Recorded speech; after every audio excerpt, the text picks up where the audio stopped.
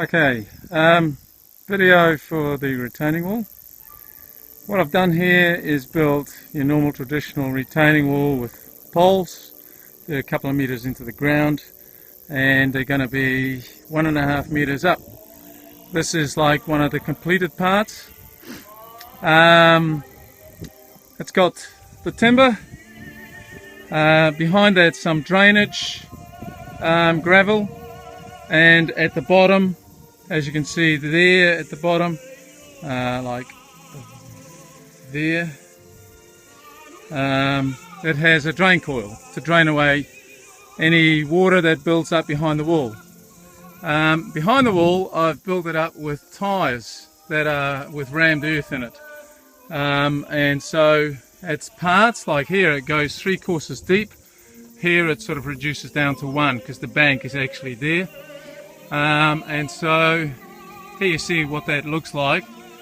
Later on I'll build it up with small rocks to cover the tyres, and we'll put grasses in to make that A, give it a root system, and B, just to make it look good. The tyres, they're all screwed together.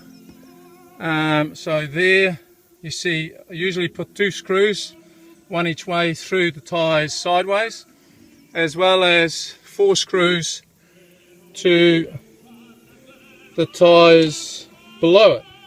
So the whole lot is screwed together. At the moment it's got about 65 tyres behind this wall, and all the tyres are seated on undisturbed soil. So like here, the first part of the bank here has no tyres, so that's the first tyre that goes on there, and the soil that's there is the original soil, so it's not fill, so it's sitting on good soil. I'll make it sit backwards slightly, so the bank, if it came down on it, it actually pushes down on itself rather than on my timber wall, even though the timber wall obviously by itself would be strong enough to carry the load. So, and that's my ram there. I made it myself, just with a metal pole that I happen to have lying around. Put some spikes through the bottom of it and just poured that little bucket full of concrete with that bar in it. And there you go. That's how it's being built.